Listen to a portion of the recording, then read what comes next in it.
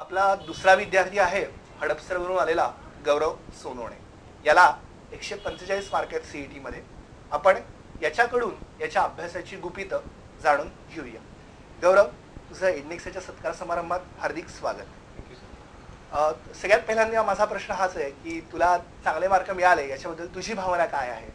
मी तर खूप आनंदी होतो. माझ्यापेक्षा जास्त माझे वडील आणि माझे शिक्षक हे जास्त आनंदी होते. मला तर आनंद होता, पण कारण मला हे माहित होतं की मला भेटू शकतात चांगले मार्क. बरोबर. पण माझ्यापेक्षा त्यांना जास्त आनंद होता.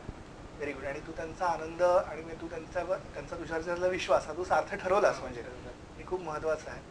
आता सीईटी मध्ये चांगले मार्क मिळवण्याकरता तुझ्या दृष्टीने सीईटीची तयारी कधीपासून करायची? सीईटीची 11th पासून सुरू केली बरं तर सगळ्यात चांगलं होईल, कारण 11th पासून जे कन्सेप्ट असतात ते 12th मध्ये यूज होतात. 11th सारे कन्सेप्ट. कारण असंही होऊ शकते की जे म्हणजे त्यांनी सिलेबस दिला असेल 12th, आतापासून जर 11th अभ्यास सुरू केला तर होऊ शकते काही क्वेश्चन सीईटी मध्ये 11th पण येऊ शकतात, कारण ते काही असं सांगत नाही वर्षाच्या शेवटपर्यंत की 11th सिलेबस राहील की नाही, काही सांगता नाही. अगदी बरोबर. हाही महत्वाचा पॉईंट आहे की 12वीच्या सीईटी मध्ये 11वीवरती बेस असलेले काही प्रश्न येऊ शकतात. मुलांनो, तुम्ही या गोष्टीची काळजी घ्या की 11वी तुम्हाला रेस्टियर घ्यायचं नाही. आता 11वी पासूनच अभ्यासाला सुरुवात करायची आहे. तर गौरव, तू अतिशय चांगला पॉईंट सांगतोस. तू तुझ्या अभ्यासाला ऍक्च्युअल सुरुवात कधी केलीस? 11th सुरू झालं तर सुरुवातीला तरी असं म्हणजे थोडं यूज टू व्हायसाठी थोडा वेळ लागला. बरं. जसं मला एक मोमेंटम भेटला बरं. तेव्हापासून मी सीईटीचे MCQ सॉल्व्ह करणं आणि बुक्स मी पहिल्यापासूनच 12th चे घेतले होते. थोडंफार असं वाचत सुरू केलं होतं. जरी माझा 11th अभ्यास सुरू होता तरी मी सीईटीचं म्हणजे क्वेश्चन्स किंवा हे टॉपिक्स ते पाहत होतो, ज्याचं रिलेशन 11th सिलेबसशी होत होतं. बरं.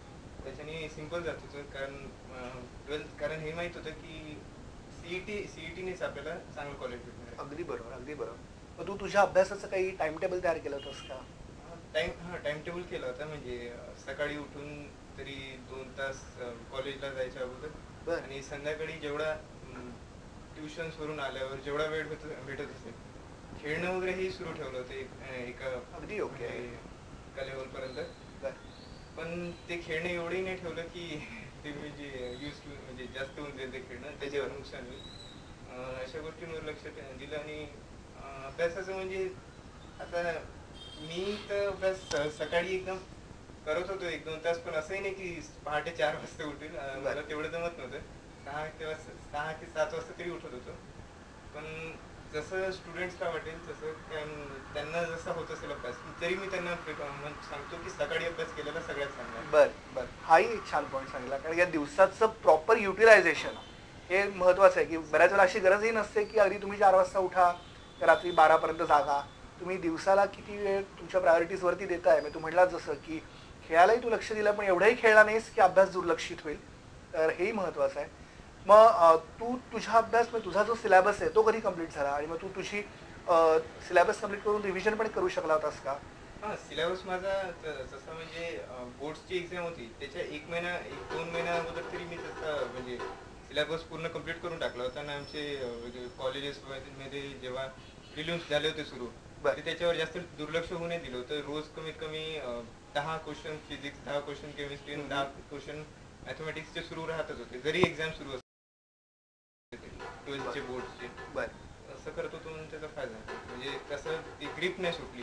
Very good. तू मग असे मोमेंटम आणि आता ग्रीप हे दोन्ही शब्द असे वापरलेत की ज्याच्यावरती मुलांनी लक्ष दिलं पाहिजे. आणि रिव्हिजन किती वेळा करू शकलास? रिव्हिजन शेवटचे 2 महिने जेवढं करू शकता, जितके MCQ सॉल्व्ह करू शकणार तितकं चांगलं. कारण खूप म्हणजे 50 मॅथ्सचेच 50 क्वेश्चन, फिजिक्स 50 क्वेश्चन, इतके डिफरंट येऊ शकतात. बरोबर. काही सांगता नाही. जितके सॉल्व्ह करू शकता, जितके बुक्समधून सॉल्व्ह करता येते तितकं करा. अगदी छान सांगतोय तू गौरव. हे मुलांकरता अतिशय उपयुक्त आहे.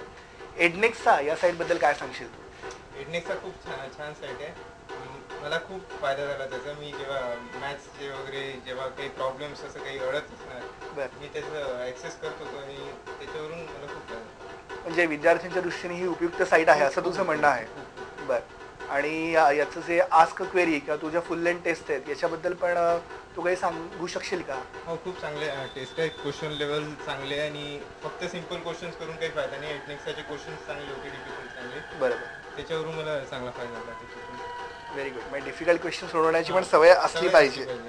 यु नो CET आणि AIEEE तू ॲक्च्युली किती पेपर सोडवलेस? सीईटीचे ॲटलिस्ट मी एक्झामच्या अगोदर स्वतः मी 20 पेपर्स सोडवले. अरे वा. आणि म्हणजे टेस्ट सिरीज वगैरे लावून 15 तरी क्वेश्चन पेपर सोडवले. एक टेस्ट सिरीज लावली होती, त्याच्यात 10 टेस्ट होते आणि एका याच्यात आय थिंक 5 का 6 होते. बरं. जास्त असणार.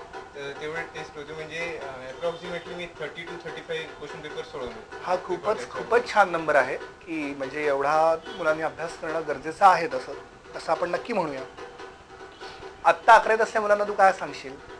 त्याच्या 11वीच्या मुलांना म्हणजे जितका म्हणजे कन्सेप्च्युअली अभ्यास होऊ शकते तितका करावा आणि 12th CETचं लक्षात ठेवून अभ्यास सुरू ठेवा.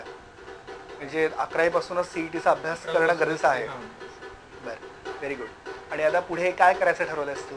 आता मला COP तसं भेटलेलं आहे. अरे वा. कालच लिस्ट लागली अलॉटमेंटची. बरं. इन्स्ट्रुमेंटेशन COP भेटलेलं आहे. अरे वा, हार्दिक अभिनंदन तुझं. अतिशय चांगलं कॉलेज आणि चांगली साईड मिळाली आहे तुला, त्यामुळे अतिशय अभिनंदन. आणि मग पुढे इंजिनिअरिंग करून काय डोक्यात आहे? आता इंजिनिअरिंग करावं, मग नंतर MTech किंवा MTechच करावं मी असं विचार करते. इंजिनिअरिंगची म्हणजे फील्ड राहते ती. इंजिनिअरिंग सुटत नाही आपलं. MTech केल्यावर मग जॉबला. अरे वा, छान. म्हणजे अतिशय चांगले प्लॅन्स आहेत तुझे पुढचे, की मुलांनी तुझा आदर्श ठेवायला की हरकत नाही, की चांगले मार्क मिळाल्यावरती तुम्हाला COEPमध्ये ॲडमिशन मिळू शकते आणि त्यानंतर पुढे MTech करता किंवा काही मुलं MS करता पण जातात. तर त्याच्याकरता तुमचा बेस पक्का असणं अतिशय गरजेचं आहे. गौरव, तू आज इथे आला सत्कार समारंभाला आणि तुझे अतिशय बहुमूल्य विचार आमच्याबरोबर मांडलेस त्याबद्दल तुझं हार्दिक धन्यवाद तुला.